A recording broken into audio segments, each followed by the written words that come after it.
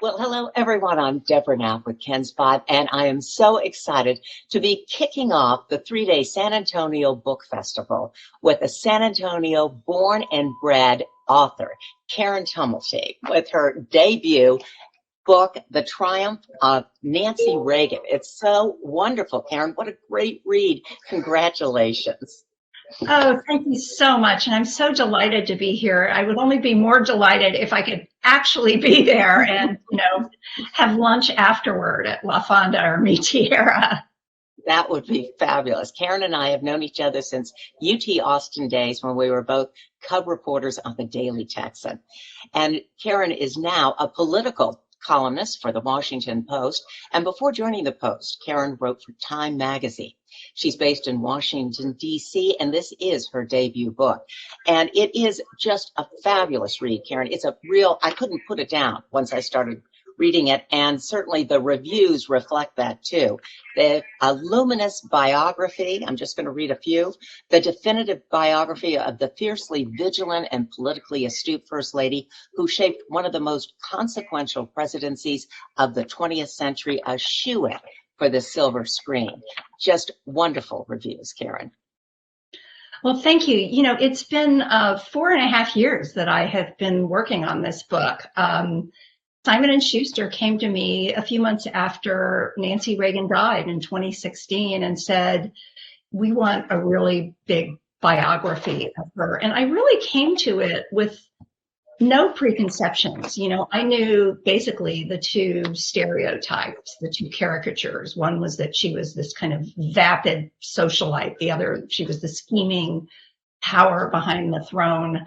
But her full story turned out to be so much more interesting. And where I began thinking I was writing about a woman and a marriage, I suddenly realized I was writing about a presidency and, ultimately an entire era in our history that really was a hinge point that really helped bring us to where we are today. She was so integral to Ronald Reagan's political rise and the success of his presidency.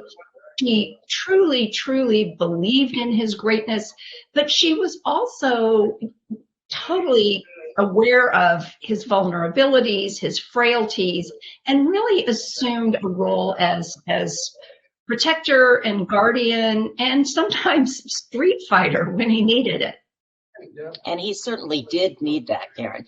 And I hope that you all will consider purchasing Karen Tumulty's book, The Triumph of Nancy Reagan, from Nowhere Bookshop, the book festival's bookseller.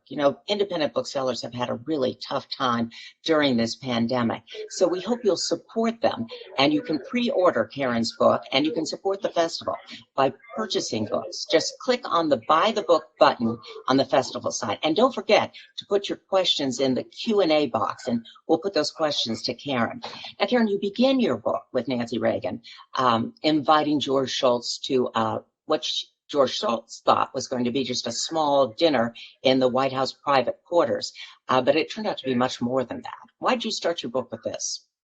I started that because I really wanted to let the reader know from the very outset that this is a woman who influenced history. And in this case, Washington was stuck under this gigantic, one of the biggest blizzards of the century. And George Shultz at that point is only 7 months into being Secretary of State. He doesn't really know the Reagans all that well. He's just come back from a trip to China. And as the dinner is progressing, he's struck by how both Reagans start asking him about the Chinese leaders. And then how the conversation moves on to the Soviet Union, and Ronald Reagan begins talking about his own ideas for engaging America's superpower enemy.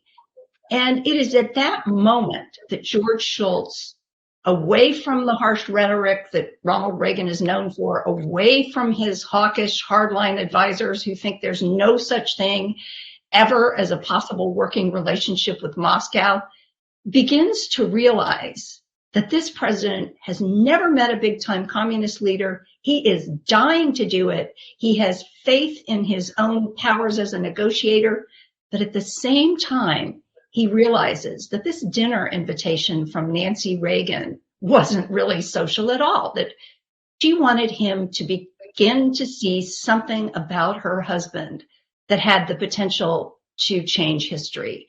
And he also realizes in that moment that this first lady is going to be a very crucial ally to have. As Schultz told me when I interviewed him, he said, I always thought anybody with any brains would know enough to make friends with the first lady. Yeah, she was the real gatekeeper there. And, we learned a lot about Nancy's childhood in your book, and a lot of it's so heartbreaking how her mother would leave her to go tour in plays and just to vacation, take a yacht cruise. And it really shaped her character. That's right. She was born in 1921, although for decades she would claim it was 1923, as Anne Frances Robbins. She is the product of a bad match between an ambitious actress and an unsuccessful car salesman. And very shortly after she is born, her parents go their separate ways. And as soon as little Nancy, she's known as Nancy from the beginning, is out of diapers, her mother essentially dumps her with relatives for the next 6 years. And as their son, Ron Reagan, told me, this leaves his mother kind of with a shadow on her spirit for the rest of her life. She is perpetually wary. She is perpetually anxious. No matter how well things go for her, no matter how much success she achieves, she's always convinced that life is really just a trap door, that it could all be gone in a second. And certainly 2 months into her husband's presidency, that fear comes very close to coming true. We have just passed the 40th anniversary of the assassination attempt on Ronald Reagan, when he came much, much closer to death than the country realized at the time. And it also just reinforces the sense of Nancy Reagan, the fear of abandonment, the sense that everything could be gone in a second.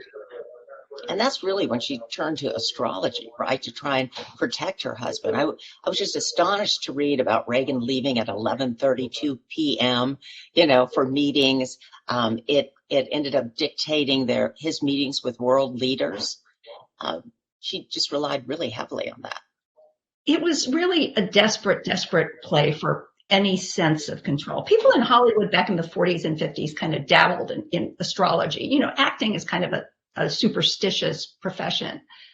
But one of the differences between the two Reagans is religious faith. And when Ronald Reagan is spared from an assassin's bullet, he decides this is because God has a plan for him, that this is where he finds his peace. He realizes he's going to have to forgive this deranged young man, and that he is going to have to go on and fulfill the purpose that he believes has been divinely preordained for him.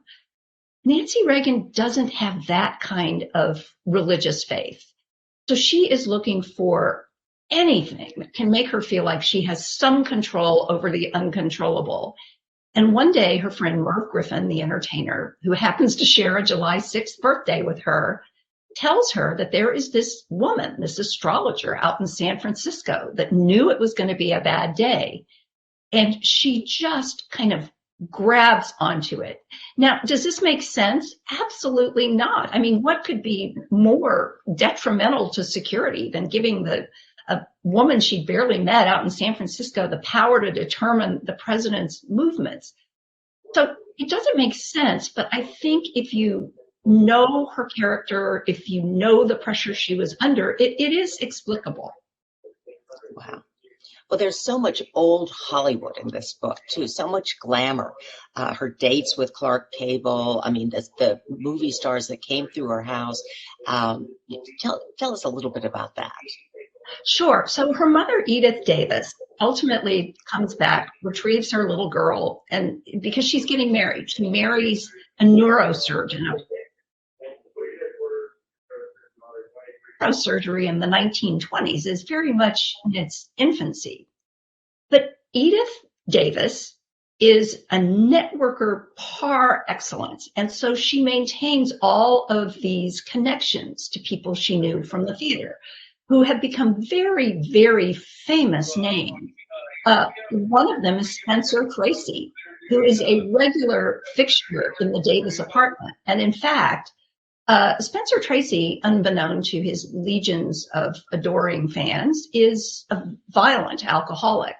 And so when he has these benders, when he needs someplace to go dry out, it is often the Davises who, Loyal Davis, Nancy's stepfather, who finds a private floor for Spencer Tracy to dry out in the hospital in Chicago, where he, away from the gossip columnist. This becomes very important when Nancy Davis is being sent out to Hollywood for her screen test. And Spencer Tracy engineers it so this won't be handled by the usual technicians that handle unknowns for their screen test. He sets it up so that it is directed by George Cukor, one of the most famous directors of the day. It basically is a major motion picture production in and of itself.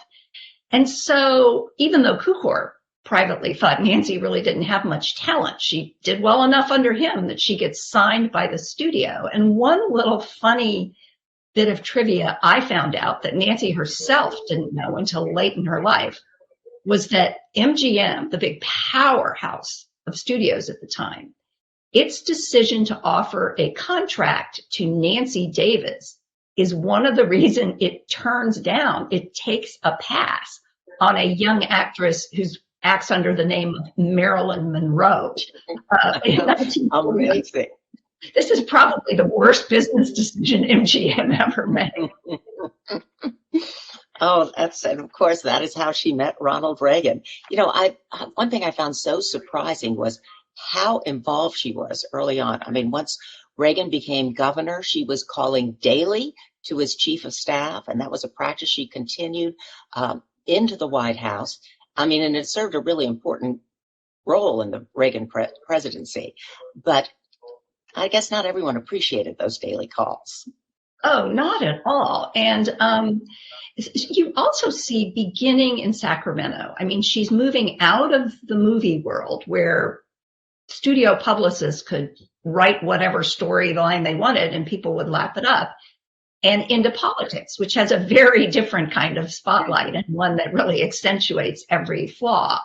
And so those years in the governor's office are really very difficult ones for her as she is adjusting to this new world in which the Reagans find themselves. But what you see is just an incredible amount of personal growth on her part. And then this is followed by two grueling presidential campaigns. And she comes out of it, all of it, with really understanding her own power, having a much more sophisticated idea of how to use that power, and also really much more of a trust in her own instincts about what is good for her husband. In fact, as James Baker, who was their White House chief of staff, in large part because Nancy picked him, and later Treasury Secretary, told me, you know, her instincts were really good. In fact, they were much better than his, in my view. Really? Well, I think that she did come to understand his strengths, as I'm reading in that failed 1976 campaign, presidential campaign, where she really went against everyone. And they ran that 30-minute speech by Reagan, just sitting at a desk, but she knew that was magic, and it was. And through all that, she figured out her role, and she really helped save Reagan's 1980 campaign. Absolutely. There are two things that you need to know about Ronald Reagan. One is he was a famously detached manager. He believed you hired good people and then you let them do their jobs. But as a result, he was much more trusting of people than his wife was. And he was also just hated interpersonal confrontations. And the other thing to know about Ronald Reagan is that, you know, he would, as he would avoid these conflicts, he was sometimes a little sort of late in recognizing, or didn't recognize at all, when people who were around him and said they were acting in his interest were actually pursuing agendas that were not his.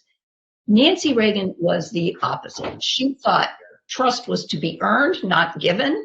And she also thought that the minute somebody became an impediment to Ronald Reagan, to his success, to his well-being, they needed to be out of there. And so there are just a whole litany, and I go through quite a few people in the book who don't last very long in their jobs because they get on the bad side of the first lady. Well, he was such an optimist, and she was the enforcer, and that's how that all worked so well. And she played a critical role in saving his presidency during Iran-Contra. Absolutely. Here he is, the eternal optimist. He's, I didn't do anything wrong. This is just going to blow over. Nancy comes in, and first of all, she recognizes the danger much more clearly than he does. She believes that the entire White House staff needs to be shaken up, starting with the firing of his chief of staff, Don Regan. Her husband resists her all along. I have just they were a real married couple. I mean, they were having raging arguments about this.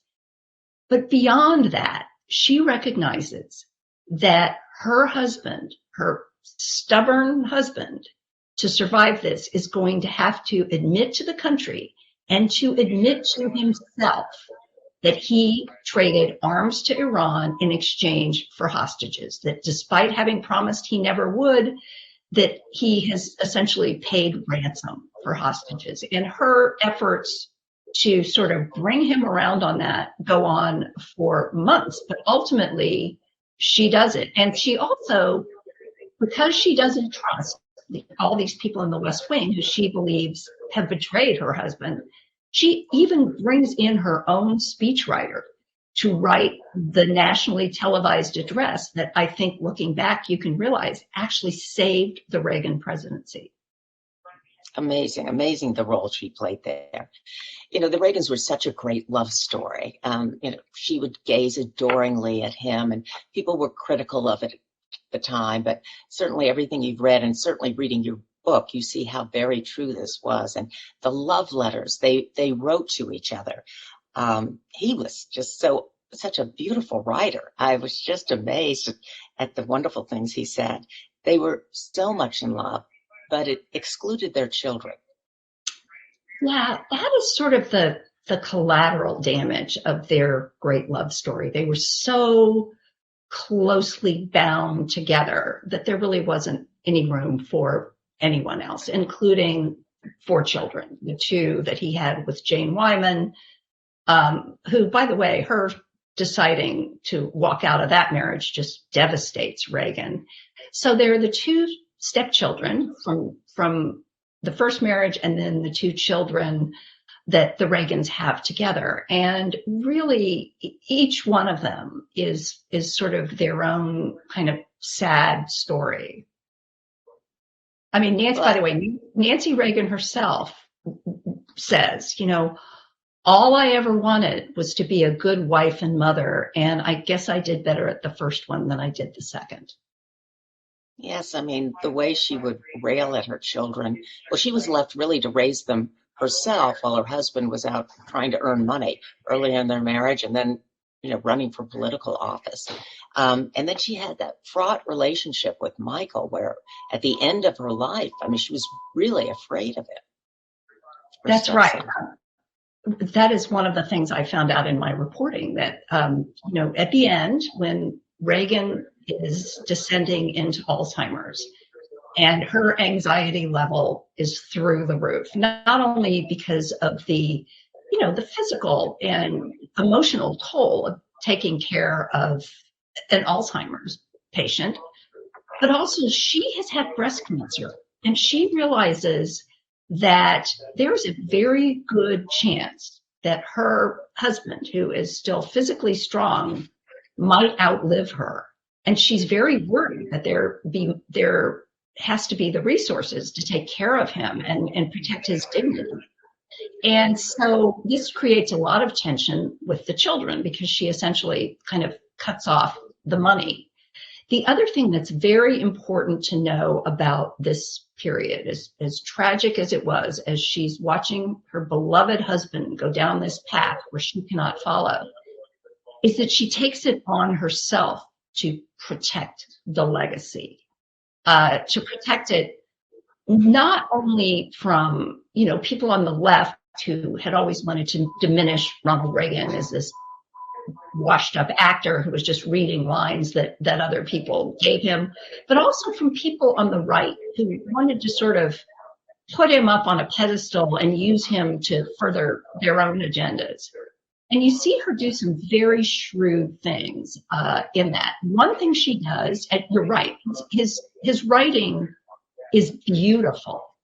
And so she arranges for his diaries to be published in his own handwriting, for a half-century worth of his letters to be published again in his own handwriting, and also for his handwritten speeches that he was giving before he was president, so that people could understand that his philosophy of government, which would continue to shape politics for a generation or more after he left the scene, was truly his, that he came to office with a fully formed worldview and set of priorities and convictions. Yes, I met Nancy Reagan in 1976 at a small reception at the Republican convention, and someone said to her, how is the president? And she just shook her head, and tears just rolled down her face. And she just took care of him for all those years and had to sell their beautiful ranch and all the places they thought they would enjoy once he left the presidency. But Alzheimer's set in almost immediately. Yes, and that's really the difference. See, almost all our other presidents have years, even decades after they are out of office to really write the first draft of their own legacies. Ronald Reagan, who is diagnosed with Alzheimer's in the early 1990s, was denied that. And so, as I said, it really does fall on Nancy Reagan's tiny, fragile shoulders to take on this enormous job. Yes, and I think, and one thing that I never knew about was her drug use. You talk about tiny, all the pills that she took. Ironically, while she's saying say no to drugs. That's right. Yes. Well, this is sort of typical of women in especially housewives in the 1950s. They were called the Milltown generation, in part because if a woman brought a set of problems to a doctor, he would, as often as not, just, hand her some sedatives, hand her some uppers. And so Nancy Reagan develops a habit, which her daughter writes about, but it continues into the White House years as she is dealing with the trauma and the after effects of the assassination. She does develop, ironically enough, a prescription drug habit that was serious enough to come to the concern of not one, but two White House physicians. And again, that was something I was sort of surprised to learn as I was digging into the records and interviewing people around them. No, that was shocking. She was such a shrewd strategist. Tell us about the critical role she played in one of Reagan's greatest legacies, which is ending the Cold War. Well, it's not only does she set up this meeting so that George Shultz can understand that her husband is deadly serious, that along with his harsh anti-communist rhetoric, there is an idealist, a believer in the biblical prophecy of Armageddon, somebody who believes there can be such a thing as a world without nuclear weapons.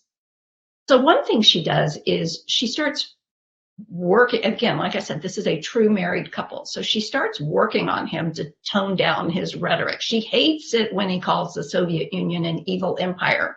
And I have a funny scene in there where one of their political strategists is at dinner with them and just hears the two of them going at it over that.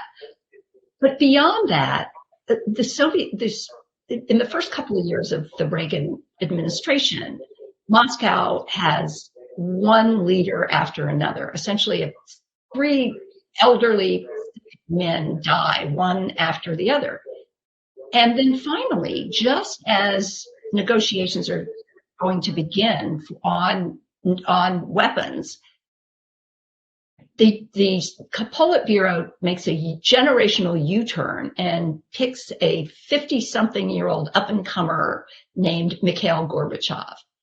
And Margaret Thatcher has told Reagan, keep an eye on this guy. He's not your typical communist leader. But it is also Nancy Reagan who is just pushing and pushing and pushing for these negotiations to begin. And by the way, over the instincts of a lot of her husband's more hawkish advisors who really don't want to see the president walking into these negotiations. Ronald Reagan got a lot of resistance from the right as he is working on, deals to end intermediate range nuclear weapons. Nancy just continues to push and continues to push on it. And she has that fraught relationship too with Mikhail Gorbachev's wife. It's just. And it is so funny because both of them are first ladies who come under a lot of criticism at home. They are both their husband's closest advisors. Raisa Gorbachev, this is a time where people in the Soviet Union didn't know much about their first ladies. Sometimes they didn't even know their first names. But Raisa is a very public figure. She's very stylish. She sits in the fashion shows in Paris. So you would think that these two women might get along, but in fact, they are at each other from the very beginning. And really just some kind of petty things too. I mean, how she was excluded, they excluded Nancy Reagan from their second meeting.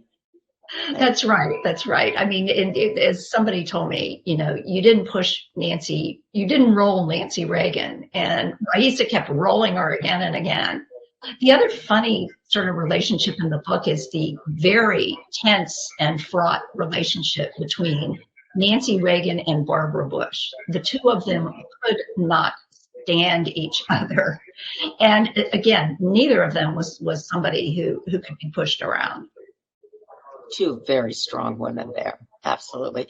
And Nancy also played a very big role during the AIDS epidemic. Of course, Reagan was criticized for not taking more action, but she managed to maneuver him to finally do something. Yes, it's, I think in retrospect, the AIDS epidemic and the Reagan administration's failure to act is probably one of the very deepest scars on its legacy. But Nancy Reagan does recognize far earlier than her husband does what's really going on here. She pushes him, not, I think, in retrospect, as hard as she should have, but she really does push him. And finally, very late in his presidency, to give his first major address on AIDS. And once again, what you see her do is go out and pick her own speechwriter because she does not trust the ideologues in the West Wing to get it right. Really just amazing how she would do that, and how you watch her in your book develop and become increasingly astute and help Reagan so much. But you also see the private Nancy dealing with her children, and that's painful. I mean, the fight she would have with Patti, how they excluded the two stepchildren, in the beginning of their lives. And there was a jealousy too of Jane Wyman. And I was surprised to read how devastated Reagan was. Tell us a little bit more about that. Well, first But I of know all, those with are the children, it's poignant that the dedication of her own memoir is to Ronnie, who always understood, and to my children, who I hope will understand. But one thing really to know about Ronald Reagan is when he meets Nancy Davis on a blind date in 1949, he is at the absolute low point of his life. His movie career is coming to an end. His first wife has absolutely devastated him by walking out on him, something that he just couldn't even, it didn't even imagine. It was unimaginable to him. He thought divorce happened to other people. And when he shows up at the front door of Nancy Davis's apartment, he is quite literally a broken man. He is leaning on two crutches because he has broken his thigh bone in a half dozen places in a charity baseball game and has spent the previous 2 months in traction. So Ronald Reagan would say, if Nancy Davis hadn't come along when she did, I would have lost my soul. Wow. So they were two broken people that just made a whole. And he writes quite eloquently about his heart was in just a deep freeze. And this courtship is not an easy one. She has to be really patient. And at one point, when she meets his mother, Nellie Reagan, Nellie, who likes Nancy a lot more than she ever liked Jane Wyman, says, I can see you're in love with him, but I can also see he's not in love with you. She says, you are just going to have to be patient, Nancy. You are just going to have to wait, and you will know when he loves you. I know, that was so poignant. It was so poignant. I was surprised to hear about how she treated her children. I mean, physically hitting Patti. I mean, they just had such a difficult relationship. They did. Ultimately, it redeems itself sadly, tragically, as Ronald Reagan is slipping into Alzheimer's, and Patti decides to come back and be part of the family. She's been estranged for years. She's been living in New York, but she does come back at the very end of her father's life to be there for her mother. Their relationship would always have its ups and downs, as would Nancy's relationship with all of her children.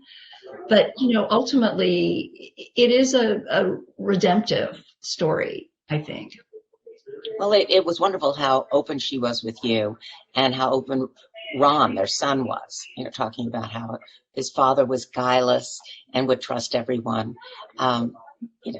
How did you build that relationship with the two of them? Well, I actually didn't talk to Patti, wouldn't talk to me, nor would Michael, but Patti had written enough of her own books.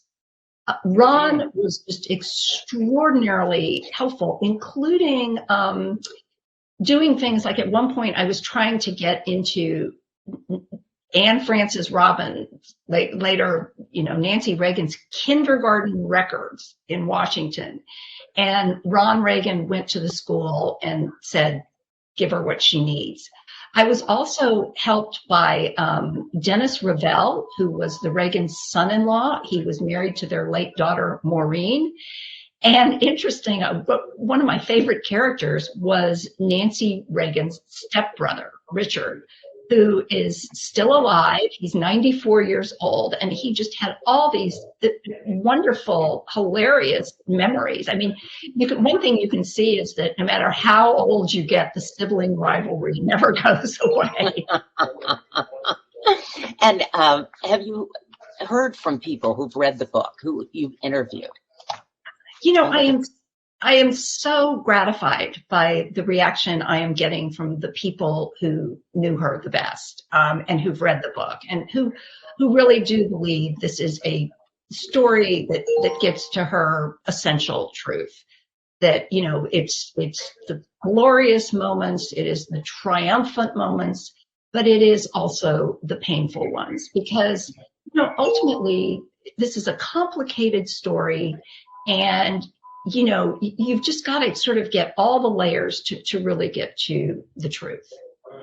Well, Karen, we're getting some questions here, and Lily wants to know, can you tell us more about the gossip regarding Nancy Reagan not liking Barbara Bush? Yeah.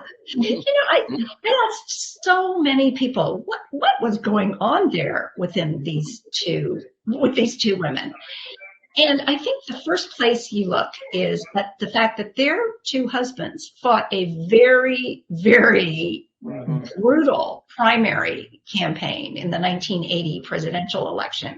And I think, oddly enough, it was harder for the wives to let go of this than it was for the husbands. Nancy made no secret of the fact that she was not happy when he picked George Bush to be his running mate. But I also think there was something about Barbara Bush that kind of stirred up Nancy Reagan's own insecurities. Barbara Bush, her background goes back literally to the Mayflower. Nancy Reagan is seen as part of the parvenu culture of Hollywood. Nancy gets brutal press, making fun of her clothes, making fun of everything about her. Barbara Bush, it's glowing press. She's America's grandmother, even though she has a closet full of designer clothes too. But I also think that in the close-knit, functional Bush family, the Bushes are surrounded by children and grandchildren. I think that also stirs some insecurities on Nancy Reagan's part. But let's be clear, Barbara Bush could dish it out as well as take it. Oh, yes. There's a son said, I've got my dad's looks and my mama's mouth. Right.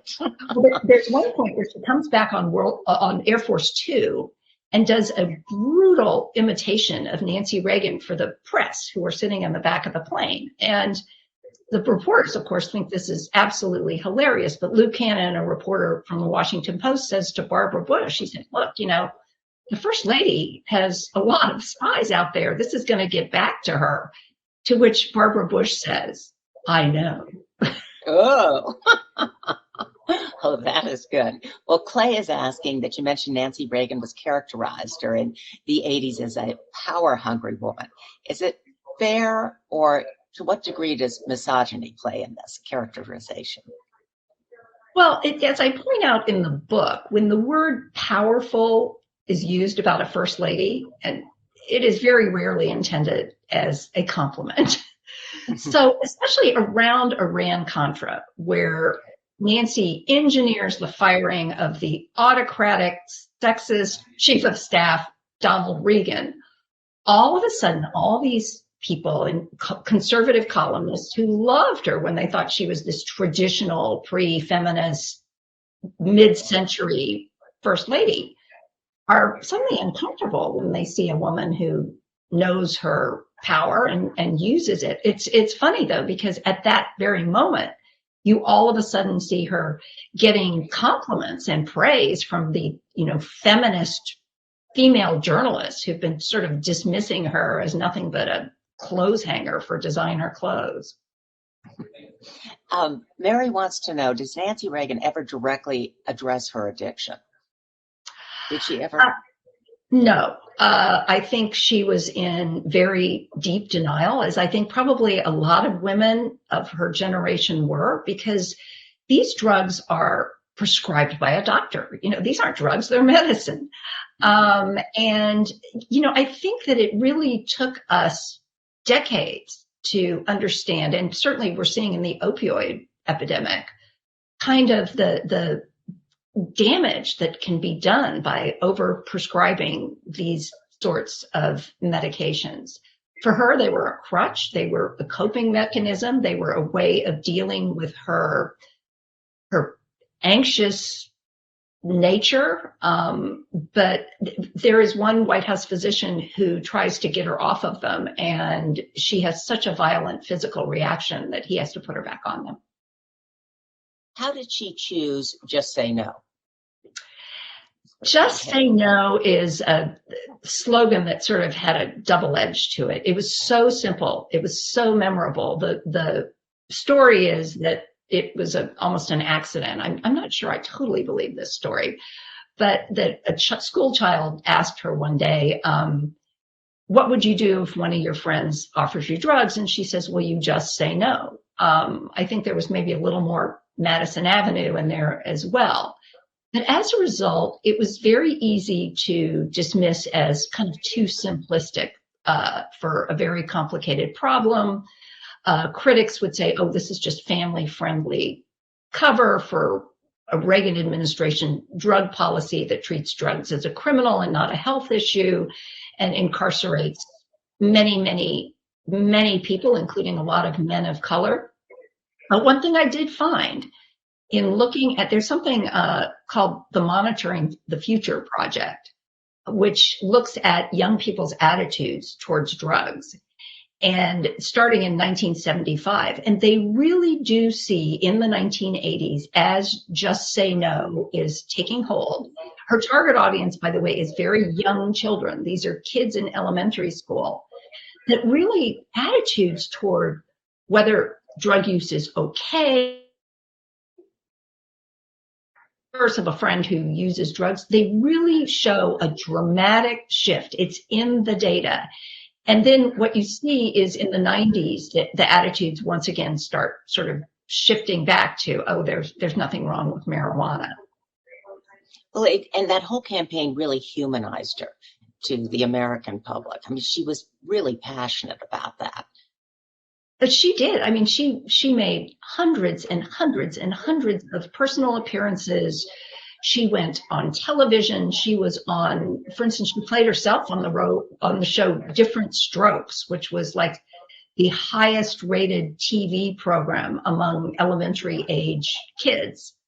She just basically, went where the audience was. And it really is, it marks a point where the country begins to see her as somebody whose concerns are, more than about fashion and decorating and, spending too much money on White House china.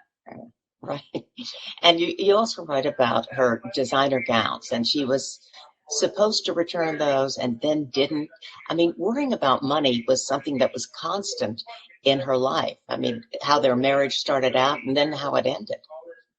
That's right. And, they run in a crowd of very, very wealthy people. The Reagans are certainly comfortable, but by the time they are in the White House, his high earning days as the host of General Electric Theater are far in the past. And she does do something that is would actually get them nailed by the IRS after he was out of office, which is she starts accepting designer clothes, not returning them, jewelry.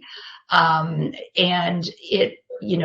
she had promised when she first gets nailed for this in 1982, she promises she would never do that again. As he is going out of office, it is discovered that in fact she has been doing this. And again, it creates a massive, massive tax headache for the Reagans because these are unreported gifts. And then and then friends bought their home once they got out of the White House, right? They did. But the Reagans themselves make a lot of money off of their memoirs, and they pay them back. I mean, the house is bought, it's put in a trust. This is all above board, totally legal. And ultimately, the Reagans have enough money to buy back their home from this trust. Tell us about the low point in their marriage when Reagan had to take that Las Vegas gig. So yes, and so when she marries Ronald Reagan, I think no one could possibly imagine least of all the Reagans themselves, could have imagined what lay ahead for this couple. But very soon after that, she's let out of her contract at MGM. The movie roles start drying up for him. He at one point goes, I'd never do a television show because why would anybody pay to see you at the theater if they could see you at home for free? But he really, really scrapes bottom, and it is a sign of his desperation that he takes the most humiliating gig that is offered him, which is to be the host of a floor show in Las Vegas. He gets paid a lot of money for it, but on the drive back, he says to Nancy, I just hope I never have to go this low again. And it is shortly after that that General Electric comes up with this very creative idea for a television show. Ronald Reagan, who never thought he wanted to be on TV, agrees to take over as host of this show. It becomes a huge hit. And after that, the Reagan's money problems are solved. And not to mention, GE builds them this dream house in Pacific Palisades. It is equipped with every conceivable gadget and becomes really a marketing gimmick for GE itself. And at one point, Nancy is doing ads where she is saying, look at my fancy kitchen. I can turn a souffle in no time flat. In fact, their son, Ron, told me, he said, my mother was the worst cook ever. She couldn't even make steam. Well, Karen, thank you so much. I'm sure that you all want to read The Triumph of Nancy Reagan. It goes on sale Tuesday, but you can pre-order it right now. This would be a great Mother's Day gift. I can't wait till it comes out on audio. I'm getting that for my mom. And we've all been reading a lot more during the pandemic, and this is a great book to read. You can buy Karen Tumulty's book, Triumph of Nancy Reagan, from the Nowhere Bookshop, the Book Festival's bookseller. Karen, thanks so much for spending time with us, and thank all of you for watching. Gosh, Deborah, it's been a delight. Thank you so much. Have a great day.